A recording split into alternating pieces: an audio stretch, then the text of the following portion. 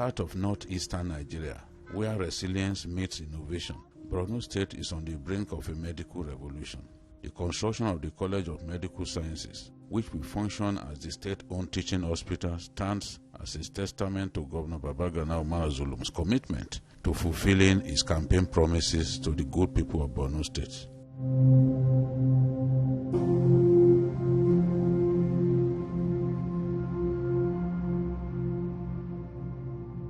With nearly all construction phases completed, this state-of-the-art facility promises to provide world-class medical education and healthcare services, aiming to alleviate the burden on existing hospitals in the northeast region. The College of Medical Sciences project is completed, while the Kashim Ibrahim Teaching Hospital is nearing completion. Behind me is the Medical College of Kashim Ibrahim Teaching Hospital here in Maiduguri. The last time I was here, this building was a carcass. But as we can see, nearly everything is ready about this building. So much work, so much hard work had gone into turning it to the magnificent edifice that it is here today.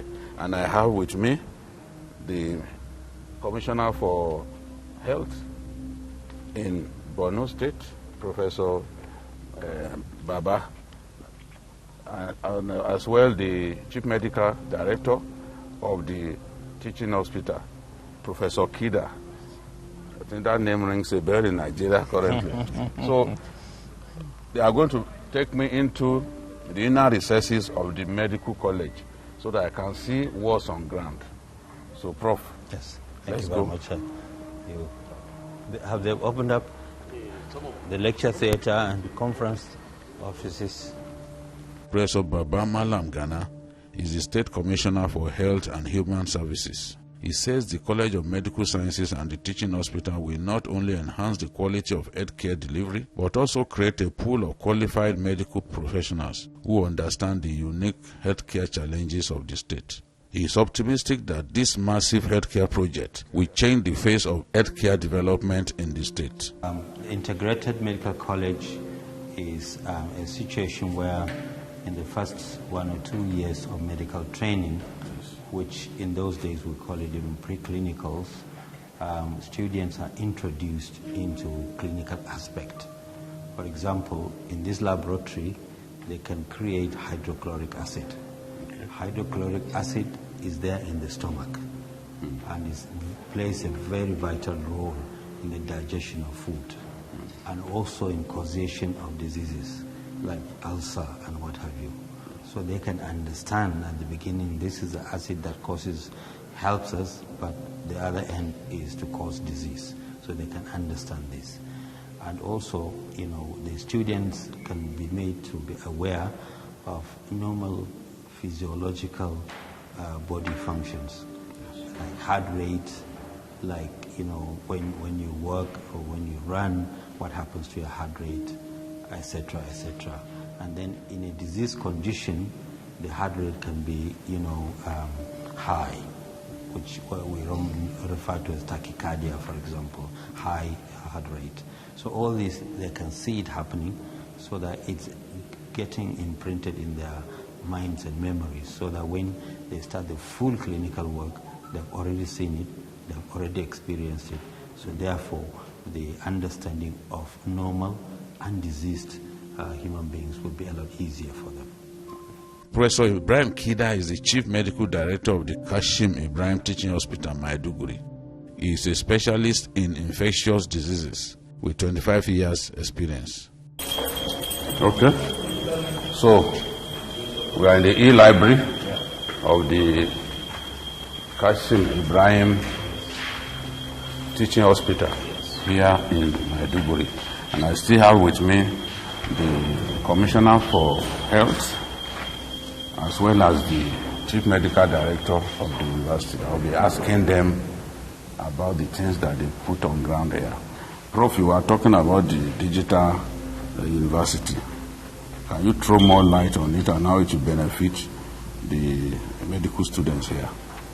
Thank you very much for this question. It is important in this day and age to get our medical students and the entire workforce, health sector workforce, to be at the top level in line with international standards. So we are arranging or have made arrangements to have a digital university which the medical students would have access. This will give them ability to go in and actually have lectures and tutorials from all over the world, from the top in Johns Hopkins, from England to Australia to within Nigeria, where such topics they are dealing with are being discussed. And furthermore, the most important thing about this is that we have got young doctors who are staying in rural areas out of Maiduguri, and with this they can be able to use the digital university so that they can prepare for their primaries, which is the initial training, so that they can become a specialist. As a matter of fact, we're arranging Starlink for them where there is no internet in rural areas, so they can be able to stay there, have access to internet, have access to digital university, and they can be able to learn and be able to pass their exams so that they can become specialists and come to work in this enormous edifice. So let's move around. Let's see.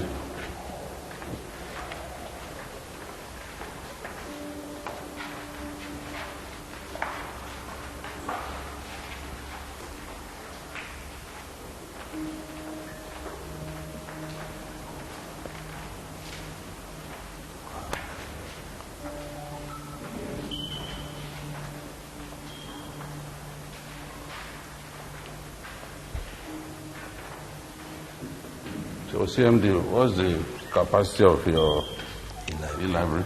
100, seating capacity 160 at any point in time. So 160 students at any point in time. And what other facilities do you have here? So besides this, we're looking at the situation where we're going to also look at the clinical students. So there are labs for students to actually come and practice laboratory. Inside the e-library? Inside the No, I'm talking about the e-library. The e-library, this is actually what we... And there are conveniences as well? Yeah, there are. Okay. Do you have the office of the librarian? Yeah, that's an office there. So. Okay.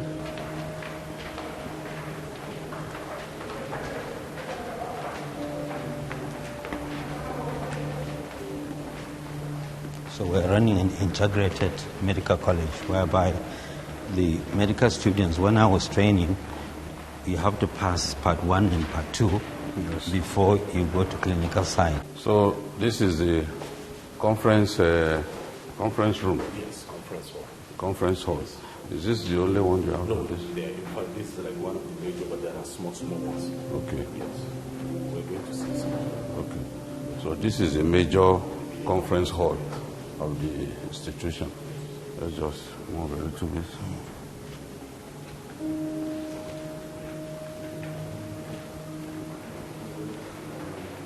Okay, this is the histology lab, right? Histology lab. Of tissues under the microscope. So, for example, how do the cells look like? How does the nervous system cells look like? The stomach cells, how do they look like under microscope? So that when they become specialists, like pathologists, they know the normal. So when it's abnormal, due to changes such as cancer, then they can easily say, this cell looks abnormal.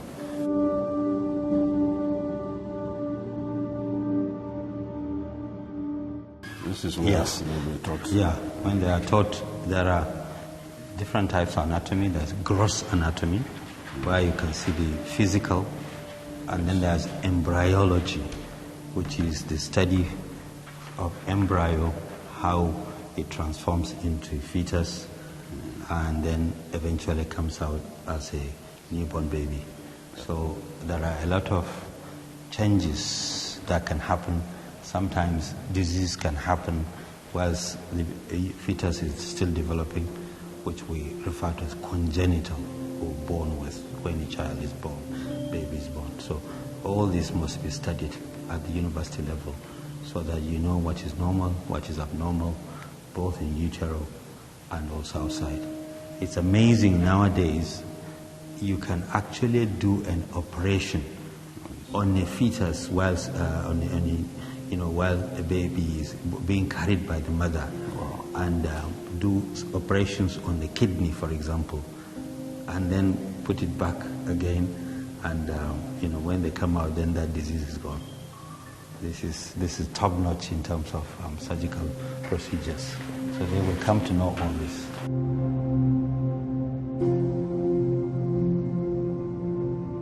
You can come and cool down tension here. Yes, and usually we keep newspapers for them so that they'll be up to date with what's happening in the room. Okay. So it's like the staff lounge. Yes, staff lounge. Good. Okay. And you're providing them Starlink so that they can browse. Also stay on the internet. Exactly.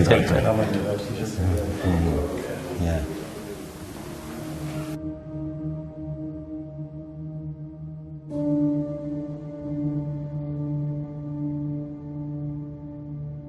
I've just left the medical college wing of the Kashim Ibrahim Teaching Hospital here in Maiduguri. Right now, behind me, we have the teaching hospital wing. I'm going to be doing some interviews in the teaching hospital wing. As you can see, it's also nearing completion. But the medical college wing has really gone far. And any time from now, the students will be welcomed into the inner recesses of the medical college wing because it's already well furnished. So come with me as we go to see the teaching hospital wing of the Kashim Ibrahim Teaching Hospital, Maiduguri.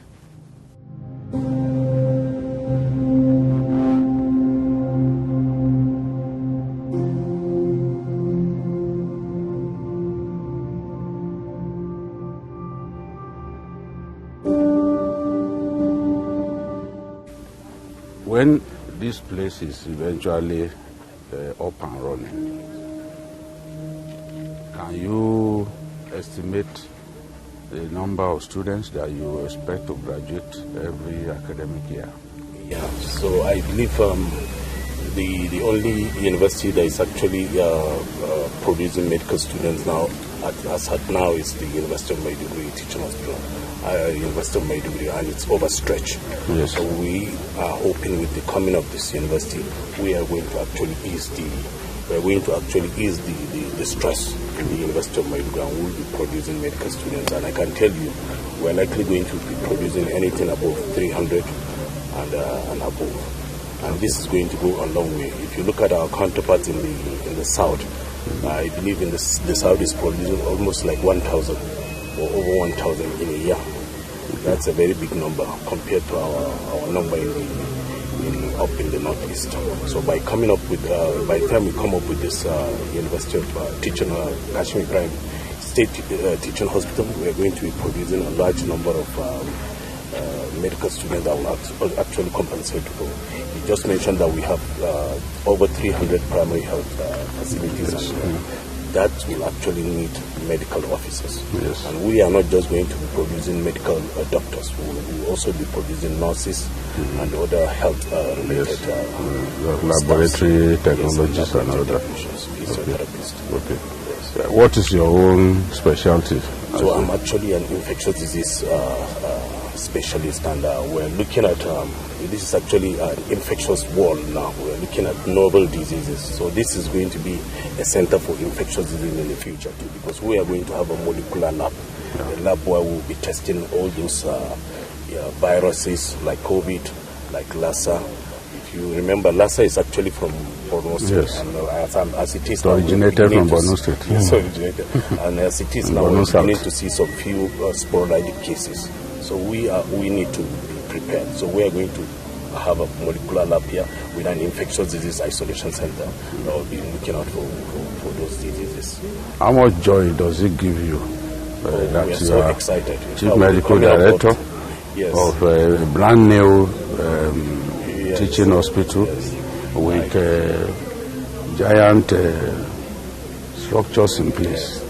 How eager are you to see this up and rolling. Yes, not just me, actually, the whole of the medical professionals are very, very excited with the coming up of this state teaching hospital. And this is a state-owned teaching hospital. We are so excited. The governor has done his own part, and it's remaining us, the professionals, to actually show what we can do here. So we are so excited. I was here about 1.5 years ago, and this place looked like a carcass at that time, you know. But there's tremendous improvements. The question I want to ask you is, we see this giant building, but the question is, just how big is this hospital? Thank you very much, and for coming again to Maiduguri to see the progress of this edifice. And you have seen the medical school for yourself here at the teaching hospital. This is edifice that's one of the biggest in the country. It has got G+2, meaning ground floor, first floor, and second floor. And it has got 450 bed capacity, but it can be extended where possible, where needed. And all the wards and facilities are all interlinked. There are 3 ways of access into the upper floors. There is a ramp, there are stairs, and we have got lifts as well. Okay. So this is a massive edifice. On the ground floor, we have the general outpatients department. Okay. We have the accident emergency department, and then also other ancillary services. And then upper floors have got many other departments. All the departments are covered here. And all the departments have got their own seminar rooms for teaching medical students. They've got side laboratories, they've got amenity wards, and they've got normal wards, etc., etc. And already we have done piping for oxygen to each of the beds that's going to be available here. So at the bedside, there will be oxygen supply. And we have already acquired an oxygen plant. It's already on ground. So a lot of preparations have gone in. Things that really slowed us down was the hyperinflation that took place, where there was free fall of the naira vis-a-vis the dollar. And that really affected us because a lot of materials were imported. Over 150 containers came in, and that is why you have seen a lot of progress that has been made. Over 150 containers? Yes. Wow. Yeah. That's like building an estate. Exactly. Yeah. So what is the vision behind this? Because one would have expected that, okay, the governor builds a much smaller medical facility. We have much smaller medical facilities all around our country. What is the goal behind building something this big? Thank you very much. This is a very important question. As you are well aware, we have had insurgency for over 15 years here in Borno State. And as a result of this, we have lost 45% of our healthcare facilities, and we have lost huge amount or number of human resources for health. Our workforce were seriously depleted. And that's because some were abducted, some were killed, some have suffered from post-traumatic stress disorder.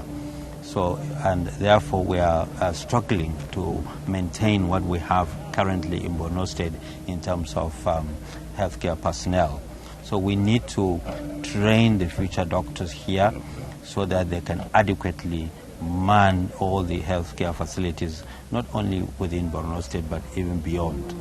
As you know, there are problems of people, healthcare personnel going to greener pastures, which is colloquially called Japa syndrome. And a lot of people come from Saudi Arabia to take our doctors and nurses, as well as United Kingdom, United States, etc.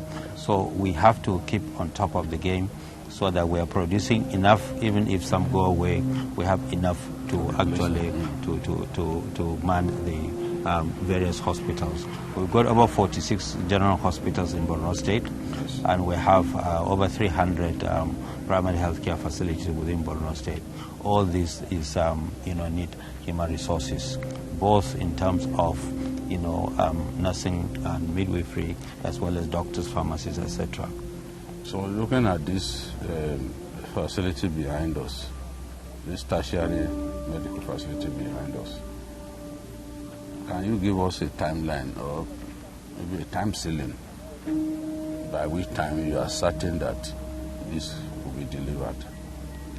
Yes, that's a very important question. As you can see, most of the work has been done. If we go inside, you will see tiles are being laid, and ceilings have begun to be placed in position, etc., etc. And as well as we have done, fiber optics cabling has been completed.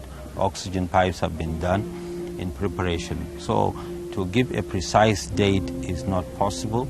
It needs a lot of multifaceted approach to actually accomplish this building. But we're looking between 3 to 4 months when this place will be ready. And as a matter of fact, we have started preparations for the human resources, the manpower that will be running this place.